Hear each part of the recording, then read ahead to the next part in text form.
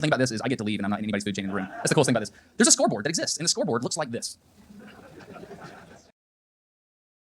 My buddy Michael made this today. It's a scoreboard. Lunar landings. Apollo era engineers and infrastructure. 6 lunar landings. Artemis, 0. That's pretty cool, isn't it? That's pretty cool. We made that. I was like, I bet that'll work. So we made that. So let's look at this. Let's look at this. So they did it, right? They've got points on the board. They did it. We're going to do it, right? We're going? We're going. Yeah, okay. Let's look at how they did it. So this is a really cool graphic. This is the mission for Apollo. Okay? Left Earth, circularized, left, went out to LLO, went down, ascent stage, come back up. You know, there's some rendezvous action in there. Come home, right? That's what they did. Here's Artemis 3. Let's look at this. Remember the part about saying the truth earlier? What do you guys think about this? It's different. A very wise, politically savvy engineer that I happen to know. So yeah, so it's different. It is different. Why is it different? Why is it different?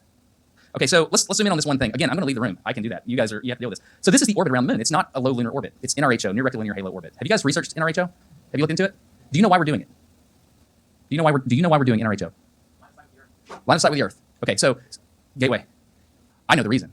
I know the reason, and you know the reason. A lot of you know the reason. If you don't, you need to figure it out. Okay, so my tone when saying that is a little off. You probably have never heard Destin talk like that. Let me explain what's going on. There's a lot of people in the room, not all the people in the room, but a lot of people in the room understand that I am bringing up a truth that they've often wondered about. Why are we using NRHO, near rectilinear halo orbit? Because that's a really big orbit. It takes many days to get back to the moon, whereas Apollo did low lunar orbit, which comes down really close to the surface of the moon. It's much more simple. So the reason we're doing this is because the Orion spacecraft does not have enough delta V to get down into low lunar orbit. It's just not how you would design the system if you were to design something from scratch. And so I'm saying the truth, and everybody in the room is like, he's saying things we don't normally talk about, and so that's why the tone is a little off. There's a lot of people in the room that this is resonating with, but that's what's happening. So yeah, line of sight with the Earth is one of the stated reasons. So this was one of the charts that went into the decision-making process for NRHO, okay? So if you look over here, you'll see that for communication, I don't have a pointer, but you're smart, you can figure this out. So we got Earth access, Orion, lunar access to polar low lunar orbit, station keeping, crewed spacecraft communication, and thermal, okay? So we're gonna put gateway there, and so contact with it via radio is important. So NRHO we're putting that there because we have to communicate with the crew, right? Right? I don't believe you. All right, so another thing they said is, you know, if we do this, then we can get down to low lunar orbit in half a day burn. This was a NASA paper I read. It takes half a day to get from NRHO to low lunar orbit, right? Right? Guys, are we going? You should know this. You should know this. And that's kind of what I'm doing. I'm just going to take the trick. I'm going to be the bad guy for a little bit, and then I'm going to come back around and I'm going to inspire you at the end. But I just need to be the bad guy for a little bit, okay? You just roll with me on that. So here's the deal.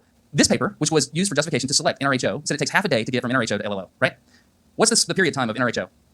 It's a week, 6.5 days, right? So what we're saying is we're in NRHO, the microphone is now the moon. We're in NRHO, it's a very high elliptical-looking non-Keplerian orbit. It's a 3-body orbit, by the way. It's a complicated thing. And so it's a thing, and it takes 6.5 days to get back by the moon. And when you do it, you're screaming. You're going fast, okay? Yeah, it takes half a day to get from NRHO to LLO if you're in the right phase. Because if you go try to land, you're like, oh snap, we got to abort, we got a helium leak. Depending on how far down towards the lunar surface you went, you might not be able to catch the bus. You might have to wait until it comes back around. That should go in your mission planning. That dictates all kinds of things. That dictates, like, the man that taught me systems engineering is right there, Dr. Thomas. How you doing? He taught me systems engineering by talking about the transmission in his old truck. Is that thing running, by the way? Not yet. It's kind of like, well, never mind. So basically, you have to factor in everything. You have to factor in absolutely everything. So when I understood this, I was like, wait a second, are you telling me that it's possible that an astronaut could be on the surface of the moon, and whether it's a medical thing and the astronauts are smart, they know that if there's a medical incapacitated crew rescue mission, it's probably a body recovery. They're not dumb people. They know the risk. They're smart. So if something like that happens, how do we get them off? And the answer is it a half day? It's not. It's we have to wait. So anyway, you need to know this. So anyway, when I started reading this, I started saying, they wanted NRHO to work. And so I came in here a little pious, like I sound right now. Remember, I'm the bad guy right now, I'm going to turn around. So I came in like really wanting to punch you guys for making this choice. And then I started looking at the whole system. And I was like, oh, Orion can't get to low lunar orbit. We have to do this. It's not about communication. We can put communication on there to give us a green box to make it, to justify it. But what this thing doesn't say is that orbit can't see the landing site, but 86% of the time. So we're going to have a relay satellite no matter what. We're going to have a relay system. Because what's 14% of 6.5 days? It's about a day. There's a day that we're not going to be able to talk unless we have a relay satellite. Okay? So I got to think about all this. I found this in a paper. I thought this was really, really interesting. And then I started trying to understand the architecture to get there. Okay? I did not understand until this week when I really thought I was going to embarrass myself in front of you guys and then decided to further embarrass myself in front of you guys. I didn't realize that in order to get the human lander to the moon, we have to launch a bunch of additional rockets to tank up in low Earth orbit. I didn't know that. And I'm like, well, how many rockets do we have to do that with? And they're like, 6. And then I start, because I know people, I start calling people. I was like, dude, really, how many rockets is it? They're like, well, boil off. And okay, so I was like, some people are like, well, it's looking like 8. I was like, 8 rockets? We have to fire 8 rockets to fire 1 rocket to the moon? And then they're like, I mean, that's what they're saying, but it's probably more like 12. Really? And then I was like, I'm an engineer. I know how to do this stuff. So I started to account for like nominal schedule slip and boil off. And this is how many rockets it's going to take to fuel up that thing to get it to the moon. I've done the math. If you have any questions, I'm joking. Remember, I'm the bad guy. I'm going to turn around and be good in it. So the question is this smart? And now's the time where people are scared to talk again. Not efficient. It's not efficient. So in the bottom right, I've drawn a picture. I picked a picture from the We Are Going video. That's how many rockets went to the moon and landed for Apollo, for all of Apollo. And I'll take you back to this chart. Okay, I've said enough. Is this the simplest solution? Okay, so I should probably leave now. I'm Dustin. So it kind of looks like I'm picking on number of rockets in the talk here. I'm actually picking on communication. So the thing that's interesting to me is that people in the audience did not know the number of rockets that were going to be used to refuel the lander. That's a problem. I was trying to be funny, and there were stakeholders in the room. When I said 12 rockets the way I did, they laughed. It's probably more like 12.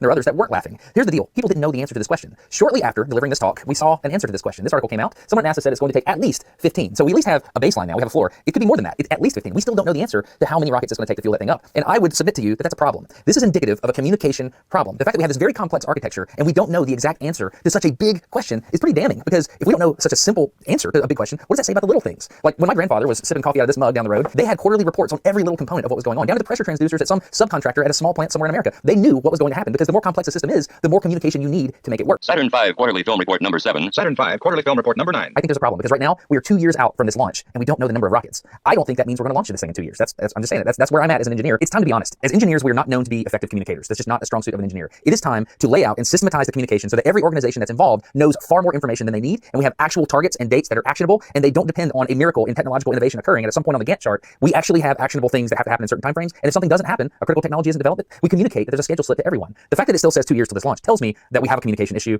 and I would like for that to be resolved by centralized leadership. There, I said my thing. Okay, so at this point, you will see a shift in the tone of the talk. I've kind of laid out the problem. Now I'm going to transition towards aspirational goals. Like, how do we get there? And it's going to hinge a lot upon this, what made Apollo a success, and you'll see me talk about that later here in the talk. Remember what I said earlier about the importance of negative feedback.